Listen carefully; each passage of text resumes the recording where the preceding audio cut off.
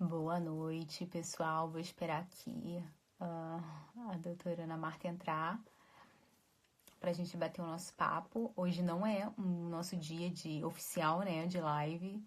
A gente tem as nossas lives pela manhã, às 8 horas, 8h30 da manhã, às quintas-feiras. A partir de fevereiro a gente vai começar sim a ter mais lives com mais frequência. Tô aqui me organizando. As lives já voltaram a ser transmitidas no nosso YouTube, tá? Então tem muita live lá legal. Acho que tem mais de 10 lives lá gravadas sobre diferentes assuntos. Sobre. Deixa eu ver o que tem lá. Tem sobre contagem de macronutrientes. Tem, se eu não me engano. Ah, não, vai ao ar amanhã. Sobre como voltar para low carb, que a gente gravou na semana retrasada. Vou tentar também colocar no ar a da semana passada, que foi perguntas e respostas. Que mais que tem? Tem. Ai, gente, tem a minha entrevista com a entrevista que a Paty deu pra mim, a Paty Duval, maravilhosa, contando a jornada dela low carb, de emagrecimento. Ela emagreceu muitos quilos, muitas dezenas de quilos. E ela vai sim fazer uma nova live com a gente, né? Porque agora ela já atinge um novo patamar de emagrecimento, então ela vai contar, né? Gente, essa mulher é maravilhosa. E tem muitas lives lá legais. Tem com o Dr. Pedro Leão, tem com a nossa amiga Flávia Guedes. Gente, tem muita live legal lá, muita live. E a gente vai ter muita live bacana em 2019. Oi, Marcelo. A gente vai ter muita live legal em 2019, tá? E aí, o que eu queria? Gente, é claro que eu vou sempre estar convidando profissionais, pessoas que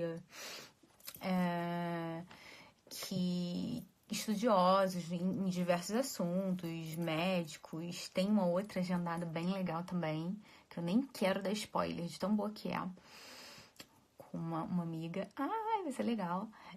Então, assim, vai ser muita live com pessoas, mas eu quero fazer live com vocês. Se você tem interesse de contar a sua história, de contar como é que foi a sua jornada no estilo de vida mais saudável, entre em contato com a Ana Marta já entrou. Ai, gente, eu tô com um bloquinho. Juro pela minha vida. Eu vou anotar.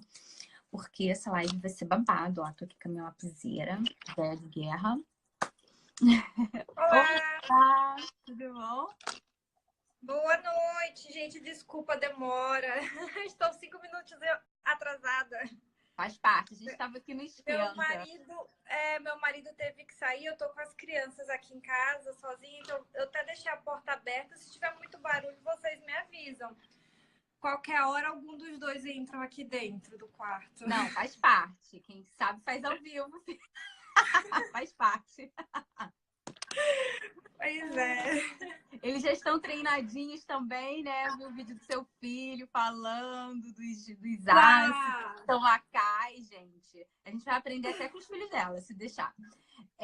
Eu vou deixar você se apresentar, falar um pouquinho de você, para que você. Vou me apresentar rapidinho, mas acho que todo mundo me conhece. Meu nome é Tânia Alves, eu sou nutricionista, sou aqui idealizadora do projeto Nutridados, que tem como meta mesmo, propósito, trazer mais informação, reflexão, enfim, informação, né, sobre estilo de vida saudável, o mais saudável possível, né? E às vezes a gente vai um pouquinho contra, né, os interesses da indústria e tudo mais, mas faz parte, né?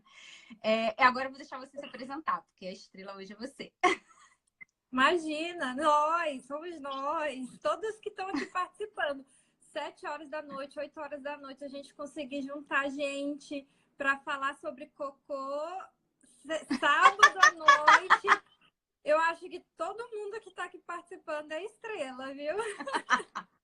Vai ter muita pergunta legal. Vou até tomar conta aqui. Quem tiver dúvida já vai mandando aí também. Eu sou Ana Marta Moreira, sou médica, cirurgiã do aparelho digestivo, endoscopista e também trabalho com gastroenterologia nessa parte mais funcional, integrativa, de tentar, na verdade, estabelecer o funcionamento normal, né? Retornar ao funcionamento normal do órgão, no caso, o estômago, o intestino, para evitar o uso crônico de medicamentos. A gente Maravilhoso. sabe hoje que o intestino, ele não é porque é minha área, não é porque eu estou puxando sardinha para o meu lado, Não. mas o intestino, ele é uma grande estrela aí, tanto na regulação da imunidade, é a porta de entrada nossa, por onde nós absorvemos os nutrientes. Então, o intestino saudável é uma vida saudável.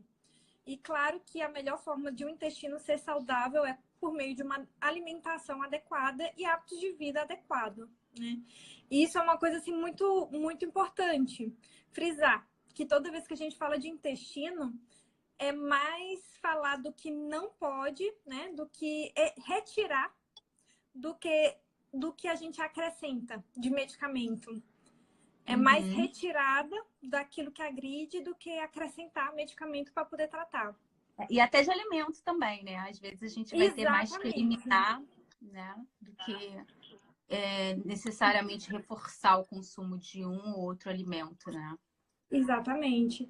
Alimento, contaminante ambiental, tudo isso entra, né? Muito, de forma muito, tudo.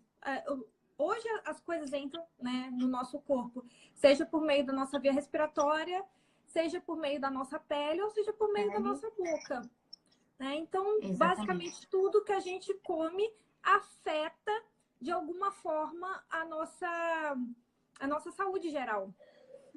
Tem aquela frase famosa, né, que o que acontece em Vegas fica em Vegas. Porém, o que acontece no intestino, ele não fica no intestino. Tem Não, uma repercussão geral, seja no cérebro, na tireoide, né, legal. em tudo, É. no É legal músculo. você falar, não sei se você me conhece, né? Acho que não, que vocês se conhecessem há pouco tempo. Eu não tenho tireoide, né? Aí comecei a estudar, né? E aí a Uhum. gente vai entrar já no gancho de como você começou a estudar essa parte, né? Aí eu vou dar aqui o meu gancho de como eu comecei. Então, o meu interesse começou em tireoide, na parte endócrina, quando Uhum. realmente a casa caiu para mim, né? E eu me vi assim, uma vida, ter que viver a minha vida sem tireoide. Eu já estava vivendo uma vida com a tireoide ruim, sem saber, com Uhum. os exames todos lindos e normais, e eu li um lixo. E aí depois veio o diagnóstico de câncer, nananã, retirei. E foi quando eu vi que, tipo assim, 20%, né, da conversão de T4 para De T3 T3 acontece no. no, Tá certo esse valor aproximado? É uma no estimativa, intestino. claro, tá, gente? Não, É é verdade isso isso? mesmo. É Então, no então assim. intestino. Então, assim, até nisso, né? A gente acha que É não, mas isso. até isso. Se você não tiver um intestino legal, primeiro que você não vai converter o T4 em T3 e também você não vai absorver o T4 que você toma. Né? Então, assim, ele participa. É De muito tudo. comum, por exemplo, pessoas que fazem reposição hormonal com o T4 e precisa aumentar a dose, aumentar a dose, aumentar a dose. E quando, na verdade, trata o intestino, ele sente melhor absurdo dos sintomas e começa a diminuir a dose do medicamento. Então, assim, Exatamente. intestino é Tá tudo. Não tudo. é porque é minha área, É. não, viu, gente? Intestino é a Não estrela. pode, pode Hoje puxar tá muito brasa, em puxa voga, peixe. né? Hoje Não, pode, mas né? fala um pouquinho como é que foi isso, como é que você se viu interessada por esse assunto. Assim, não precisa você contar todas as nuances, mas assim, como que começou assim uma das principais motivações para você começar a ser hoje essa referência em saúde intestinal? Intestinal. Então, eu fiz faculdade assim, muito tradicional, acho que todo mundo que faz medicina passa por isso, é uma formação extremamente tradicional. E fiz uma residência também muito tradicional, né, que foi em cirurgia geral, uma residência extremamente intervencionista, onde a gente entra para intervir da forma mais agressiva possível, dependendo do caso. E depois eu fiz residência em endoscopia digestiva. Foi quando eu comecei a me aprofundar um pouquinho mais na parte, né, gastrointestinal. Porém, ainda assim, foi uma residência mais voltada para procedimentos e cirurgias por endoscopia e tal. Não saí muito da área de cirurgia. Quando eu adoeci. né? Eu tive tuberculose e, na verdade, eu descobri um problema de tireoide junto, descobri a tuberculose, eu fiz o tratamento com o esquema RP, né? Que são 4 antibióticos que eu tomei durante 9 meses e eu acabei com o meu intestino por conta do tratamento. Claro, né? 4 meses de antibiótico, então zerei minha microbiota e foi aí que eu comecei a ter vários sintomas, artralgia, dor no corpo, nossa, de ter vez do meu marido ter que me carregar porque eu não conseguia me levantar do sofá de tanta dor. E mesmo com o tratamento, mesmo com a remissão da tuberculose, eu ainda sentia muita dor no corpo, muita dor. Era uma indisposição, eu tinha muita candidíase de repetição.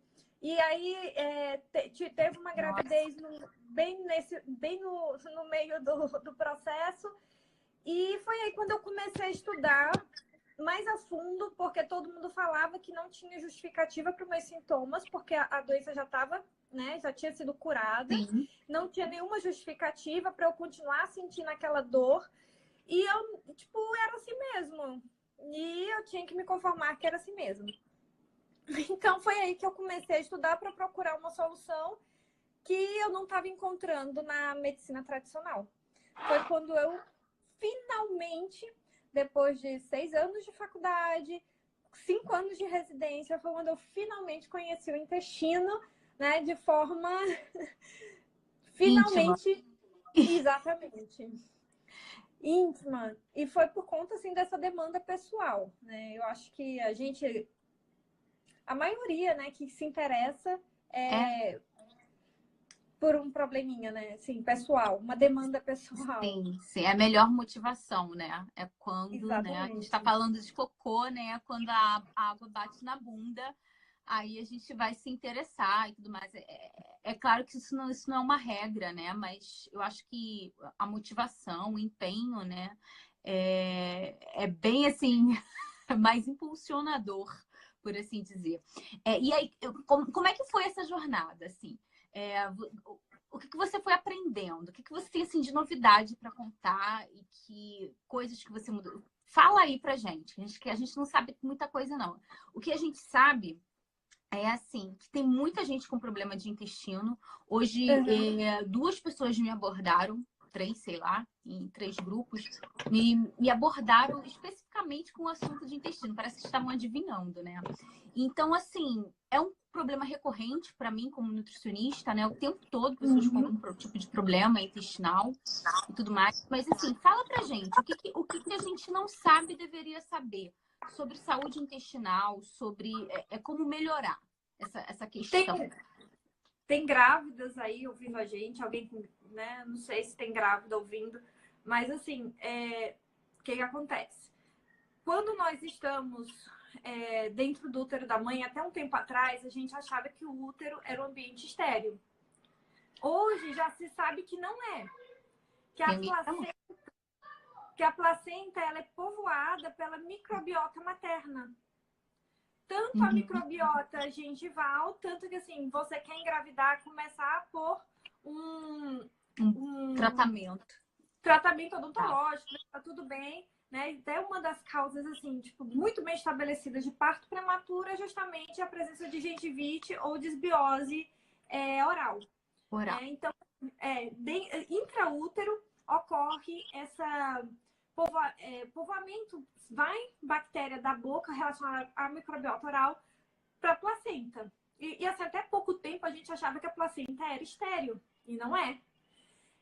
Durante o processo de trabalho de parto, principalmente na fase final, em que ocorre já a liberação de alguns fatores, a gente não sabe ainda como que ocorre o início do processo de trabalho de parto. Mas se sabe que ocorre uma translocação das bactérias vaginais para cima, né? Se antes era da microbiota oral, no final da gestação começa essa translocação de bactéria vaginal. Não, você não está falando do parto, você está falando no final da gestação. No final da gestação.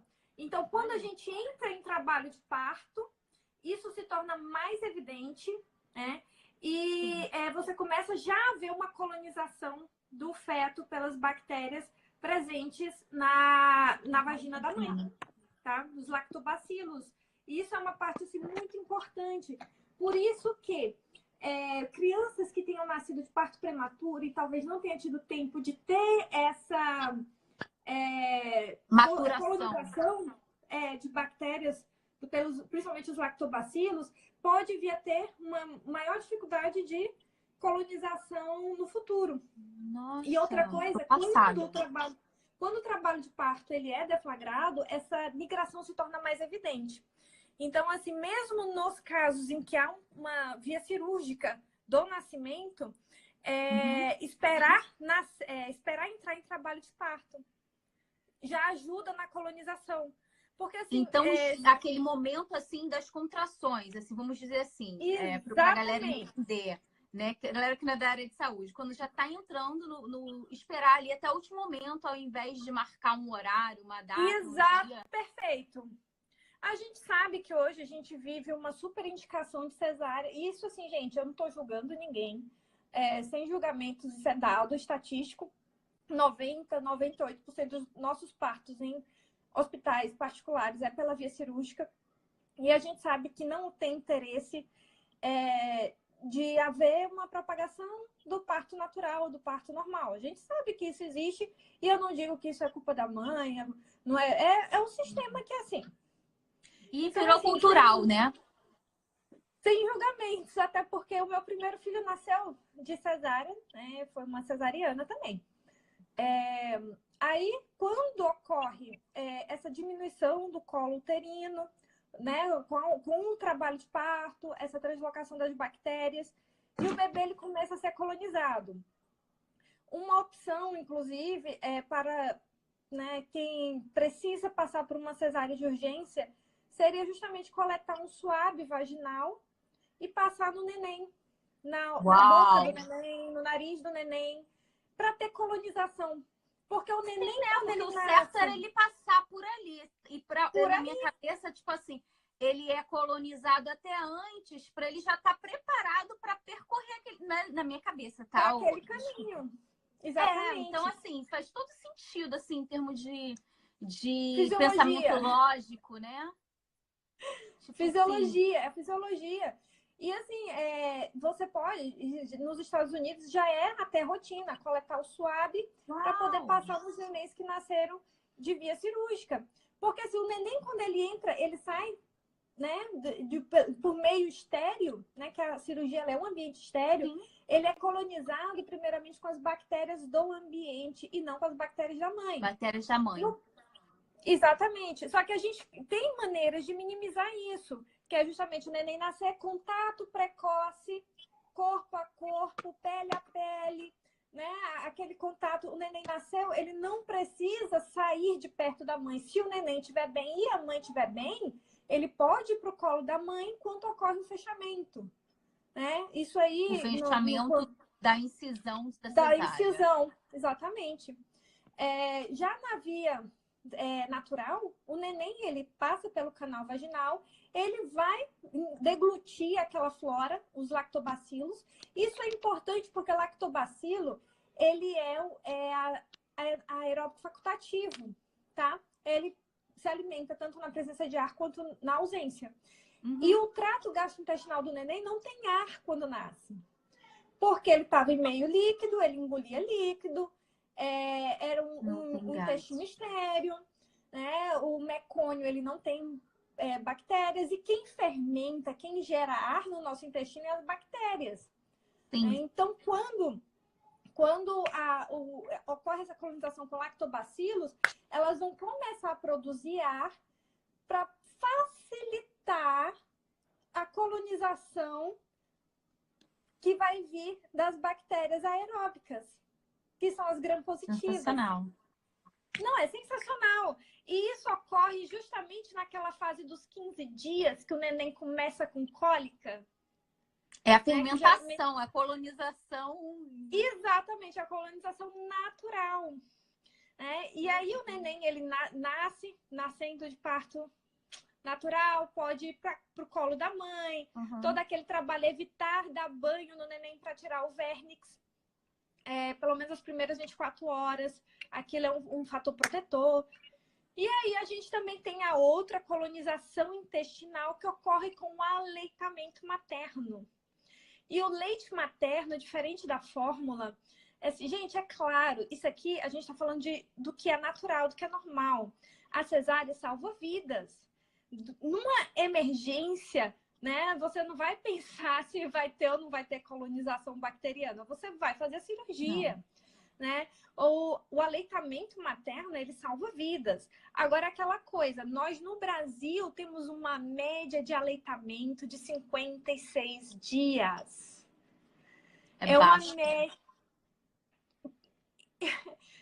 E assim, né, convenhamos, o patrocinador dos congressos de pediatria é Nestlé. Eu quero falar um pouquinho da realidade daqui da Noruega. O comum. E vou falar de outra coisa, que a gente veio aqui para falar de cocô. Na Noruega, não tem no parto normal, não tem a lavagem intestinal antes. Eles deixam o bebê entrar em contato aqui no Brasil, da mãe. Teoricamente também. Acho que na época da minha mãe, então, que eu acho que não era assim. Minha mãe falou que ela na época da minha mãe era de lavagem. Então, eu não tive as bactérias todinhas de mami, né? Mas sou de parto normal, sou fruto de um parto normal. Então, assim, aqui eu não conheço ninguém que não consiga amamentar, porque não existe essa possibilidade. Tipo assim, não é natural essa possibilidade. Tipo, claro que tem NAN aqui, tem as fórmulas e tudo mais, mas, tipo assim, eu nunca conheci uma norueguesa, uma amiga que sim, não amamentava. Ou mulherada pra parir, hein? Que pare normal. Aqui cesárea é o último do último do último. É nesse caso aí para salvar vidas mesmo. E eu nunca vi. E realmente aqui a obesidade, a intolerância ao glúten, a intolerância à lactose é bem menor. Pode ser uma questão genética também, não estou querendo extrapolar, afirmar que é isso. Não, mas a gente já sabe que a via cesárea, né, a via cirúrgica de parto, ela está associada ao aumento de doenças autoimunes. Isso já tem trabalho. A via de parto cirúrgica aumenta, está associada ao aumento das doenças autoimunes, das doenças inflamatórias. Mas assim, né? Quando a gente fala, eu sempre falo isso, quando a gente fala de tudo que é fisiológico, parir, amamentar, fazer cocô, isso tem muito tabu, né? Tudo que é fisiológico tem muito tabu, tem muito desconhecido. Ninguém fala do hábito intestinal na mesa de jantar. Oh, puxa, né? Ninguém fala. Ninguém fala dessas coisas, tem muito tabu. Então, toda vez que a gente entra nesses assuntos, sempre sai polêmica. Então, assim, gente, eu não quero polemizar, eu não quero... Pode polemizar também.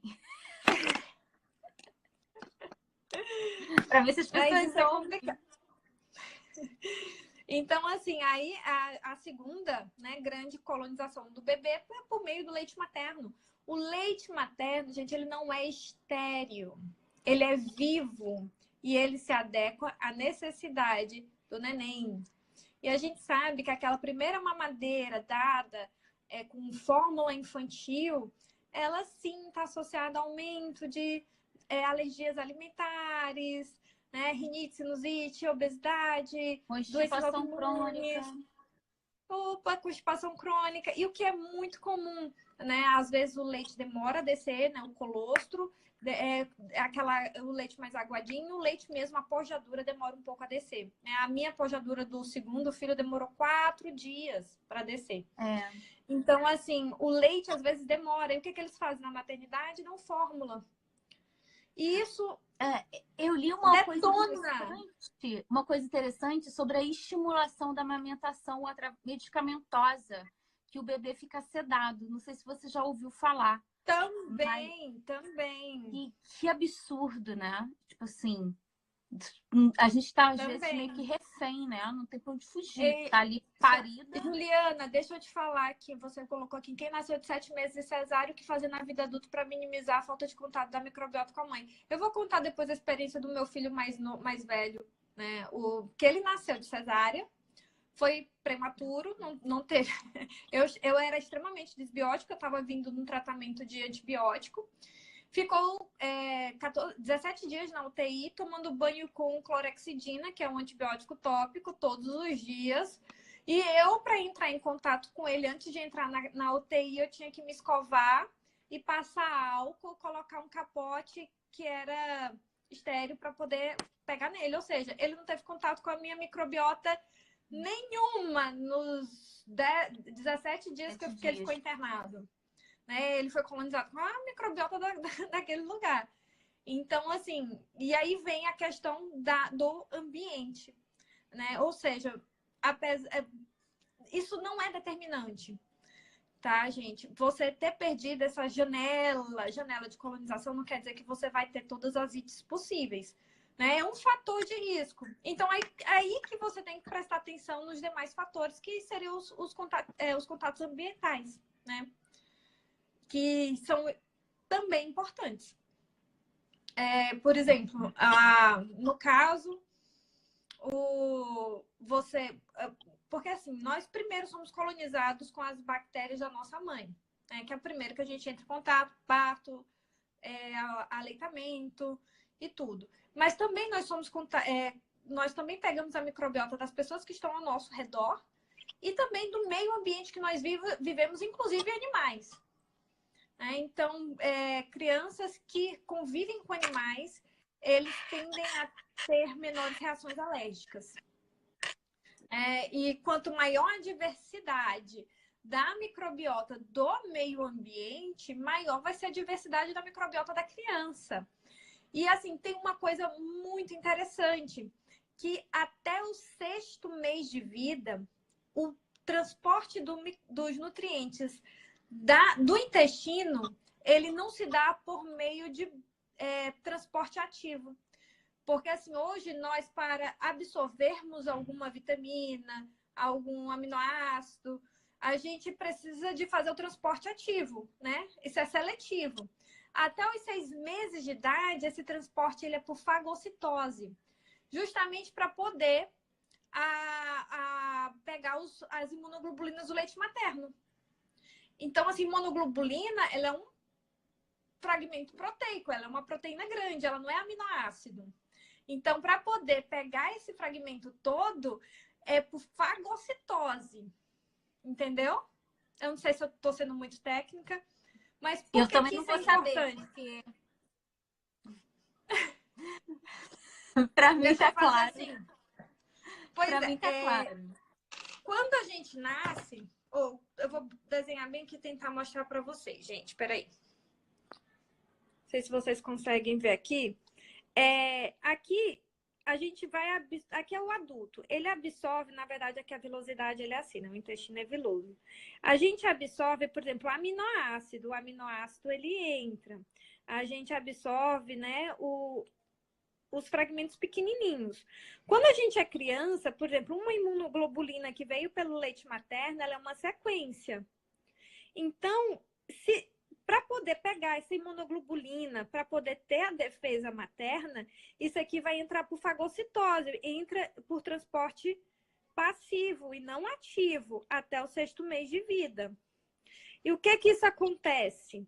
Por que isso é importante? Primeiro, por conta que o leite materno tem imunoglobulina, o que o leite de vaca não tem. Leite de vaca, eu me refiro à fórmula, né? E fórmula infantil é leite de vaca, e é estéril. E outra coisa, aqui a gente consegue também, por meio do meio ambiente, vem uma bactéria aqui, a gente pega essa bactéria inteira, ela entra e isso ativa aqui o tecido que fica embaixo da nossa mucosa, que é o GALT, tecido linfóide, que é onde fica o nosso mecanismo de defesa. Gente, o intestino ele é responsável por 80% da nossa defesa. E como que a gente treina esse mecanismo de defesa? Quando a gente é bebê, criança, a gente está lambendo o chão, lambendo o brinquedo que caiu no chão, e aí a gente vai lamber essa bactéria vai entrar e nós vamos treinar a combater essa bactéria. Então, ocorre aqui um importante treinamento de defesa. Entendeu? Exatamente, é vitamina S. Por isso que é importante a criança entrar em contato com chão.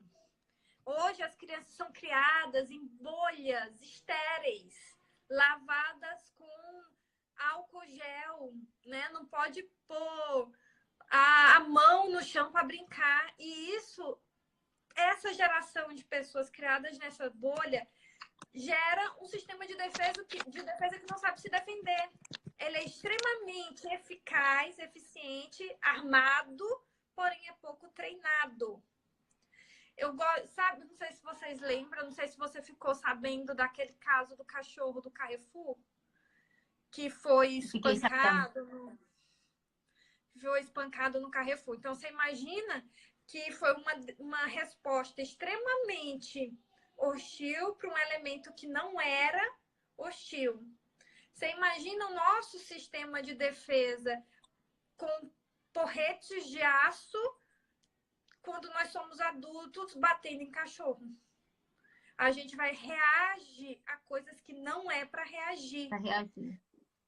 Gerando reações alérgicas, né? Por isso que essas crianças têm maior facilidade para ter rinite, sinusites, né? A reação alérgicas, dermatites, doenças autoimunes, porque o sistema imune ele não aprendeu a não reagir.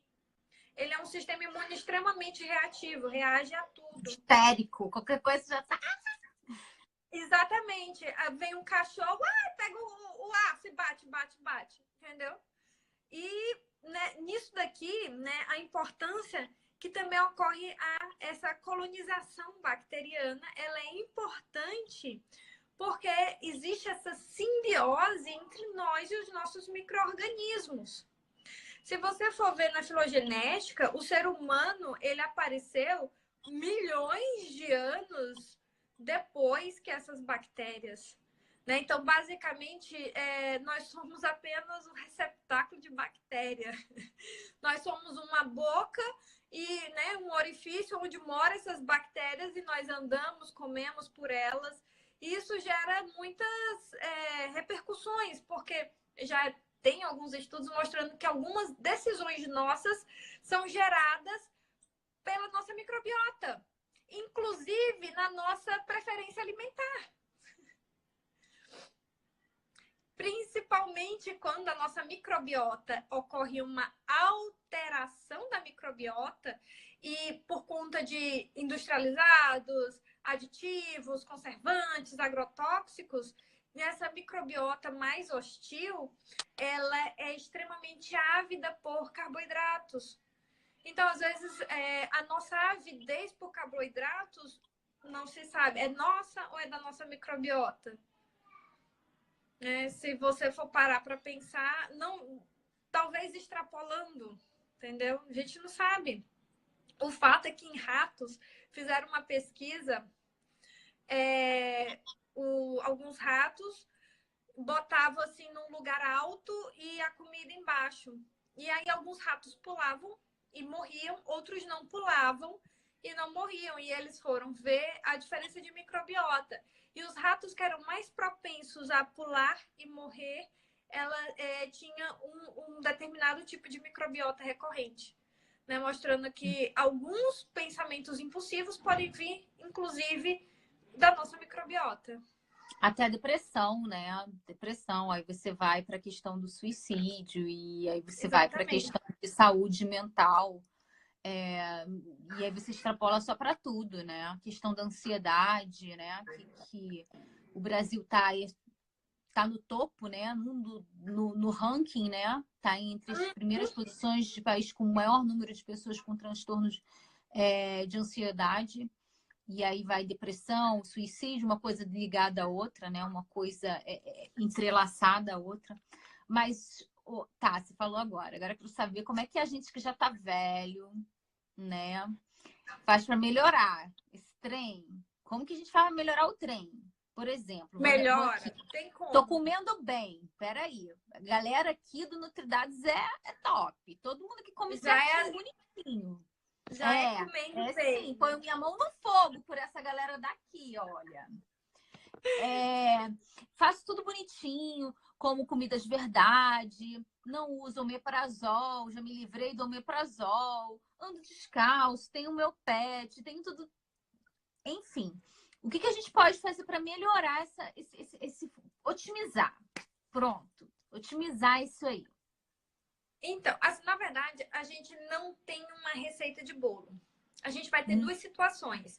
Você vê que mesmo que nós tenhamos hábitos saudáveis, nós não vivemos em um ambiente saudável. A gente vive num ambiente tóxico, né? Então, por exemplo, agrotóxicos, conservantes, o próprio material de limpeza que a gente usa, né? Então, tudo isso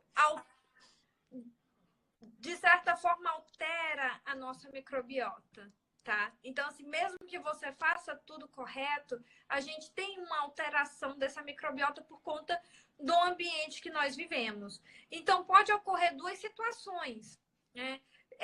Normalmente, se você come bem, né? Porque assim, a nossa microbiota, ela não antigamente chamava de flora, né? Mudou o nome. Porque não é uma árvore que você cultiva, entendeu? Não é um cachorrinho que você vem cá, dá um ossinho e ele vai defender a sua casa. A microbiota, ela é tão saudável quanto o hospedeiro é saudável. Então, assim, dormir bem, você ficar 2 noites sem dormir, você já tem uma diminuição, você já tem a mudança dessa microbiota. Então, uso, por exemplo, de anticoncepcional oral, você tem a mudança da microbiota. A prática de exercício físico. Então, tudo isso entra no pacote. Né? Não é você... O estado emocional, né? Que a gente sabe, né? Que o intestino também... A gente sabe que tem aquela pessoa que prende muito por questões traumáticas, enfim. Ou, enfim, que prende muito, ou que tem aquela diarreia psicológica. Ai, meu Deus. Perfeito, exatamente. Então, aí, na verdade, a gente tem duas coisas. Algumas, por conta do ambiente que a gente vive, por que os casos de SIBO, né, que é o supercrescimento bacteriano, tá tão comum? Porque a gente alimenta demais a nossa microbiota. Então, assim, é o caso, por exemplo, de pessoas que, mesmo tendo uma dieta ok, mas o excesso de fibra na dieta pode vir tá alimentando, porque é um tema assim, muito polêmico. A gente tem 2 intestinos, tá? O intestino grosso e o intestino delgado. As bactérias vivem de forma diferente nesses 2 ambientes. O intestino grosso é onde, teoricamente, a gente teria que ter muito mais bactérias. O delgado é onde a gente tem muito pouquinho de bactéria. Porém, se a gente alimenta essa bactéria demais com fibra, e nisso eu estou falando, inclusive, alimentos que são super mega saudáveis, como, por exemplo, o inofensivo brócolis, que é cheião de fibra.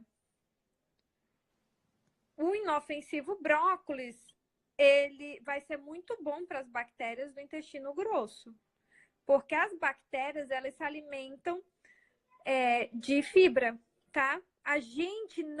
Nós não conseguimos digerir fibra. Quem digere as fibras são as bactérias.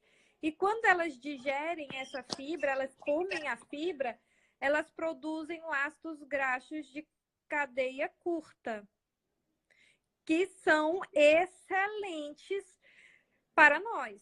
Inclusive, por exemplo, se fala que dieta cetogênica ele vai ser bom para paciente que convulsiona por conta disso aqui, tá?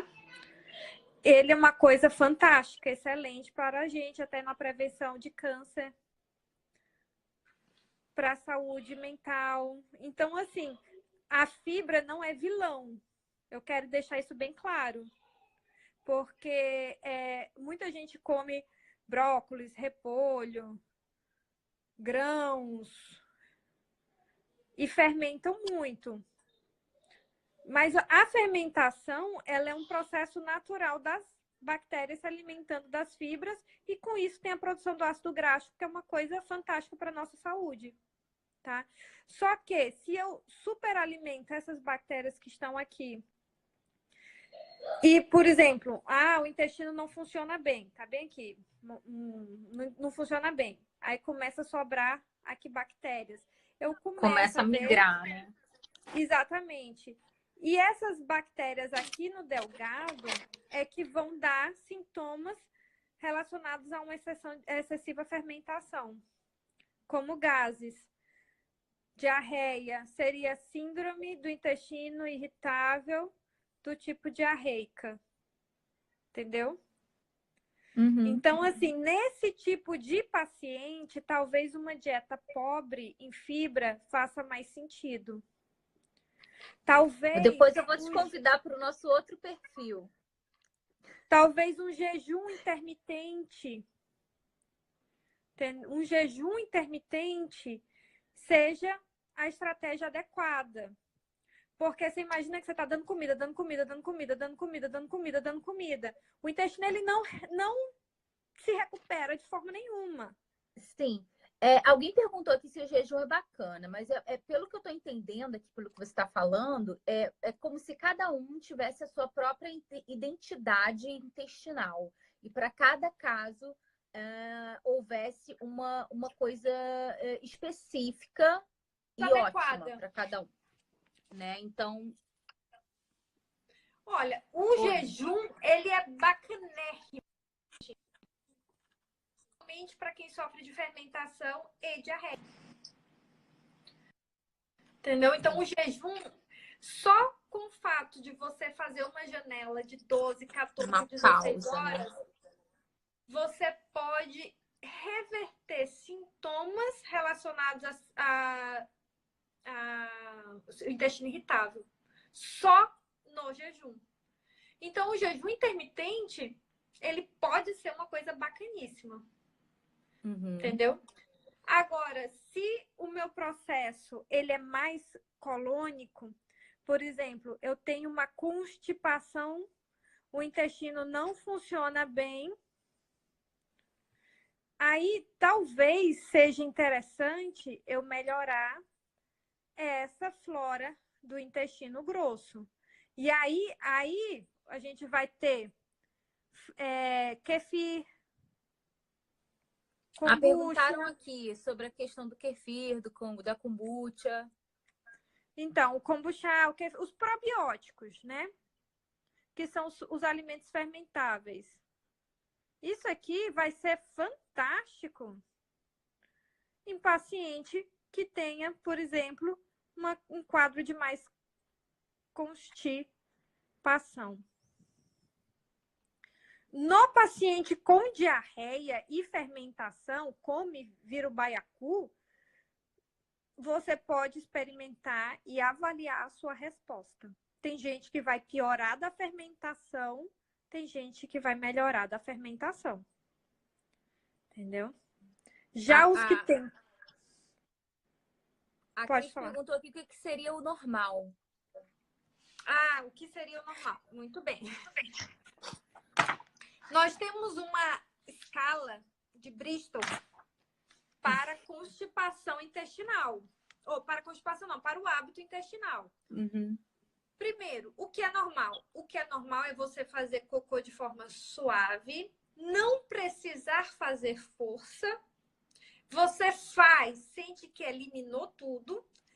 Porque tem gente que até faz sem fazer força, mas fica ainda um peso como se tivesse algum resíduo. de forma ideal, uma vez por dia. Paciente que esteja fazendo jejum, menor ingesta, provavelmente ele não vai fazer bolo para fazer todo dia. Pode ser, então, que ele não tenha bolo para fazer todo dia. Mas o ideal é fazer uma vez por dia, tá? Tem gente que pode até se sentir confortável fazendo dia sim, dia não, mas não é a maioria. Então, né, E pela quem faz escala, mais de uma vez? Quem faz duas, por exemplo? 2 vezes também na forma adequada, tá normal. O que seria essa forma adequada? A gente vai da escala, assim, sabe, cocô de cabrito? Cabrito. Ou de coelho, aquela fezes de coelho, que é só as bolinhas duras, poc, bolinha dura. Sai assim, bolinha, bolinha, bolinha. Você faz fezes a prazo, tipo bolinha de gude. É igualzinho o cocô de coelho, gente. Alguém já viu o cocô de coelho? É isso aqui. É sequinho, nem parece cocô, parece até ração. Exatamente. Só que é duro. Você Bem faz durinha, força, tipo sai uma pedrinha, bolinha. tipo uma ração seca. Exatamente. Aí isso aqui significa uma constipação severa. Normalmente a pessoa é uma pessoa que tem uma baixa hidratação, que precisa aumentar o consumo, por exemplo, de gordura. Em paciente extremamente constipado, entrar com fibra logo aqui nesse começo pode não ser a melhor ideia, porque você imagina que já está lá preso. Aí Já você tá lotado joga... ali o meio de campo, né? O trânsito já tá congestionado. Exatamente. Você coloca mais carro. Aí, meu amigo, vira o negócio. Quando começa a soltar, aí sim seria aí colocar a fibra. Mas enquanto tiver preso, talvez a fibra dê uma segurada, tá? Prenda mais. Principalmente se faltar água, vira uma argamassa. Fibra sem água vira argamassa, tá? E aí talvez, por exemplo, o magnésio também, para melhorar esse trânsito.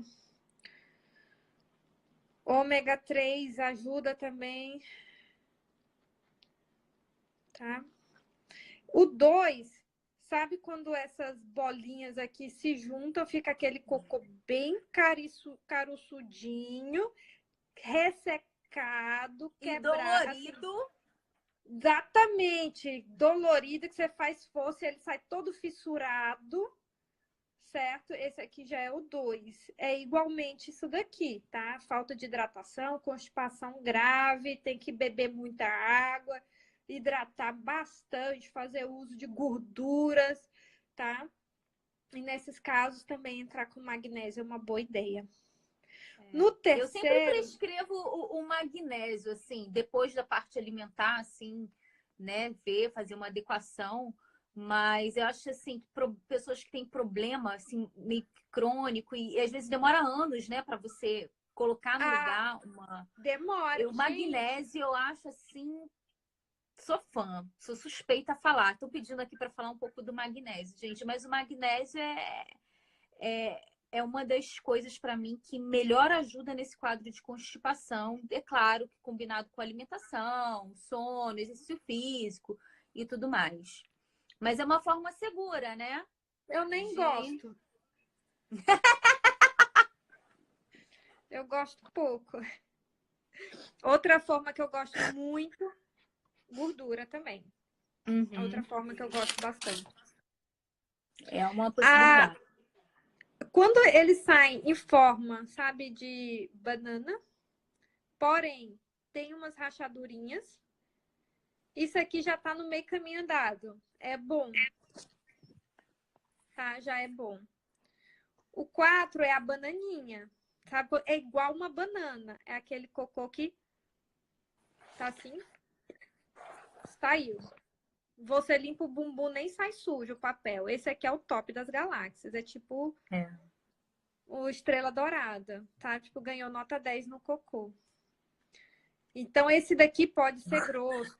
Tem uma forma, assim, cilíndrica, tá? Pode ser grosso, contanto que não machuque, tá, gente? Se machucar, aí pode ser do 3 pro 2. Esse aqui, ele sai suave, não machuca, É o cocô bem interessante. Aquele que você limpa falando o do bumbum. cocô dele, Reginaldo. Reginaldo é ótimo. Então, esse aqui é aquele que você passa assim um papel, saiu nada, sabe? Esse é o melhor. Aí vem esse aqui é os tipos mais constipação. Aqui a gente começa a descer, vem para os tipos mais diarreicos. Quando ele sai em forma de bola, mas é uma bola pouco definida. Assim, Ai, gente, o meu cocô não tá em nenhum lugar dessa escala. Tô deprimida. Não tem representatividade o meu cocô. Tem que criar a escala nova. Vou ter que mandar foto pra doutora Ana Marta, coitada. Ai, gente, ó, diferente do que a bola ela é extremamente dura e definida, esse aqui ele tem borda, porém ele é mole, tá? É aquele cocô que você vai limpar a bunda, tem que passar 1, 2, 3, 4 papel higiênico, tá? Esse aqui é o tipo 5. Quando vai pro tipo 6, ele perde essa borda definida, aí vira tipo assim, água com umas coisinhas boiando no vaso. Ficou aguado e fica umas coisinhas. O meu tá no 4.3. Tá ótimo. Ficou parecido com esse aqui, já tá ótimo. Tá perfeito. Tá no meio. Gente. E o 7 é diarreia. É só líquido. É aquela diarreia osmótica, praticamente, exatamente. Né? É o líquido. Só sai líquido. Não tem nada boiando. Só é líquido. Então, assim, nesses casos aqui, primeiro tratar a causa, tá, gente? Não adianta ver se tá tendo excesso de fermentação. Né? Isso aqui é excesso de fermentação, é tirar a fibra de vez da comida. Esse aqui é aquele que vai se beneficiar em retirada da fibra na dieta. Isso que eu ia falar. O meu marido, ele era um 7. E ele só se curou com a alimentação carnívora, né? Uma alimentação sem resíduos. E para ele foi uma questão assim. Realmente, quando ele sai da carnívora e come, por exemplo, uma batata que é já mais rica em amido resistente, por exemplo, né? Ele já está estufado, com dor. É doloroso. É doloroso e é tipo assim, quase que instantâneo. Né? Então, há casos e casos, gente. Casos e casos. A alimentação, ela é assim, e eu acho que a questão da flora intestinal também é assim. E é uma coisa, tipo assim, quase que uma digital, né? Cada um vai ter a sua mesmo. E é aquilo, né? A gente também está mudando o tempo todo. Igual a doutora falou no início, né? Na gravidez, você vai ter que ter uma preocupação até com a sua parte bucal, né? Sua saúde oral. Então, assim, a gente também está mudando o tempo todo. Às vezes a gente está mudando de casa, mudando de clima, mudando de tanta coisa, né? O ambiente da gente está mudando, muda de emprego. Né? Então, assim, é uma coisa dinâmica. Além de ser totalmente individual, totalmente única, é único e dinâmico, né? Então, a gente tem que ter essas informações para saber se... Peraí, agora pegou fogo aqui. Vamos ver o que está causando, vamos... Né? É mais essa questão. Alguém perguntou aqui de doença inflamatória intestinal inflamatória. Deixa eu ver se eu falei no ordem certa. Doença inflamatória intestinal. As doenças inflamatórias intestinais, elas são doenças autoimunes, né? Que entra aí retocolite, Crohn. Então, é fundamental o tratamento da desbiose do intestino, uma vez que a gente saiba que o intestino, ele perpetua o processo de autoimunidade. Mas a doença inflamatória intestinal, ela é um espectro à parte e muitas vezes não é só alimentação. Aí tem uma frase que eu gosto muito, que é não tentar colocar como uma cura uma doença que não é alimentar. Entendeu? Tem coisas que a gente consegue consertar com alimentação. Tem coisas que não, precisa de intervenção. E o que não significa que não seja alimentação. Mas doença inflamatória intestinal precisa de alimentação e tratamento medicamentoso. Sim, tá? sim. Eu acho que as pessoas têm um pouquinho de dificuldade. Eu acho que quando entram nesse contexto de comida de verdade, não sei o quê, nem tudo a gente vai conseguir reverter só com a alimentação, tá? Por mais que a gente queira. Por exemplo, é igual eu, não vou mais tomar, não tem tireoide, não vou tomar hormônio. Oi? Não tem. Não, tem coisas que realmente, por exemplo, se você está num quadro de deficiência de vitamina D muito acentuada, tá? Quase a nível zero, que eu já tive isso. Você não vai conseguir corrigir com sol, com alimentação. Não vai. Não vai. Porque senão você não teria nem entrado num estado tão, né, tão preocupante. Exatamente. Então, tem intervenções que realmente a gente tem que fazer em combinação, além da alimentação, do estilo de vida, também com a medicação ou com uma suplementação a nível medicamentoso, que é uma coisa que a gente faz com, né? Acho que nem todo mundo sabe aqui, mas depois de certas doses, as vitaminas elas já são consideradas fármacos, já são consideradas um tratamento farmacêutico, medicamentoso mesmo. Então, assim, a gente tem que ver que há casos e casos, né? E a doutora está falando aqui que nessa questão, né, a colega falou que tinha que retocolite, né, da doença inflamatória intestinal, realmente nem sempre vai ser a questão alimentar, provavelmente você vai ter que fazer o uso de algum tipo de medicamento.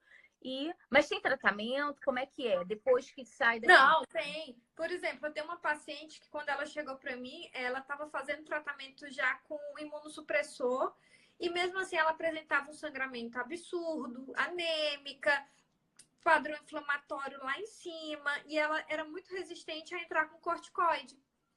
E eu conversei com ela, falei que assim, que existem coisas que não tem jeito, a gente precisa tratar, a gente entra no espectro doença. Uma coisa é o espectro estou melhorando a minha saúde, outra coisa estou tratando uma doença. Então eu entrei com corticoide, em 2 dias ela parou com a diarreia, parou com o sangramento. Entramos com a reposição de flora intestinal, reposição de mucosa intestinal, entramos com reposição de vitaminas, minerais, porque perde muito, não absorve por conta da diarreia. Então, assim, a gente só conseguiu isso após entrar com dose de corticoide. Hoje nós já estamos desmamando o corticoide, ela está muito bem e vamos continuar aí sim fazendo controle alimentação, fitoterápico, mas a gente entrou com o tratamento antes. Então, assim, a gente às vezes a gente tem um preconceito muito grande com o tratamento, mas precisa, igual alguém perguntou aí, H. pylori. Existem indicações de tratamento com antibióticos, sim, para H. pylori. Por exemplo, se você tem um linfoma malte, você precisa tratar esse H. pylori para poder ter a cura do linfoma. Entendeu? Então, assim, eu não vou tomar antibiótico. Cada caso é um caso. Tem gente que só em restaurando o ácido gástrico, né? Beleza, mas tem gente que precisa do tratamento com antibiótico. Então, cada caso é um caso, cada doença ou a severidade da doença, a gente intervém de uma forma. Né? Tem gente que vai precisar, só com dieta low carb, vai fazer reduzir a insulina, né? Voltar para sair do espectro da resistência insulínica. Tem gente que vai precisar de medicamento para isso. E, gente, está tudo bem, ok. Entendeu? Não é que tem algo errado com você. É assim, tem gente que vai reagir muito bem, tem gente que vai reagir menos. Isso é uma coisa muito individual. A gente vai tentar natural, mas é o que você falou, a gente não está no mundo natural, a gente não está no ambiente natural. Então, para a gente, de uma certa forma, contornar algumas situações, realmente a gente vai ter que ir para o artificial, para cirurgia, para medicamento. E graças a Deus que existe. Graças a Deus. Gente, deixa eu falar uma coisa. Faltam 2 minutos para nossa live acabar, não acredito. Gente, só assim, boiar ou não boiar? Não boiar, tá, gente? Não pode boiar e nem grudar na parede do vaso sanitário. Ah, tá. Alguém perguntou aqui de tamarine. Gente, eu vou dizer, não sou médica, mas já experimentou magnésio?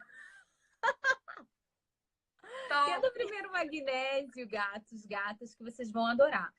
Depois eu posso colocar aqui nos stories algumas sugestões de magnésio. É uma coisa assim que eu não consigo pensar assim de cara pessoas que têm uma contraindicação para magnésio, né? Tipo assim, só acho que naquele quadro. Se for cloreto, pessoas que têm um problema cardíaco, né? Na forma de cloreto de magnésio, que é a forma que encontra muito comum em farmácia. Seria mais pessoas que tenham por conta do cloreto. Uhum. Do cloreto em si, não do magnésio. Isso, não do magnésio. Exatamente. Gente, deixa eu agradecer você. Ai, eu quero 20 mil lives com você agora. Ai, meu Deus, onde eu fui amarrar meu blind? Ai, eu acho que todo mundo aqui adorou, amor. Muito obrigada. Vamos fazer mais outra live, talvez mais específica, não sei, sobre carnívoro, alguma outra coisa. Estamos muito gratos, você é muito bem-vinda aqui. Meninos, meninas, sigam lá a doutora Ana lá no Insta dela, tá? É isso, você tem 30 segundos para se despedir. Gente, muito obrigada. Adoro esse assunto, e, gente, sábado à noite vocês falando disso, só os melhores, tá? Gente, tchau, tchau. Até a próxima. Obrigada novamente, doutora Ana. E todo mundo que participou aqui. Beijo. Tchau.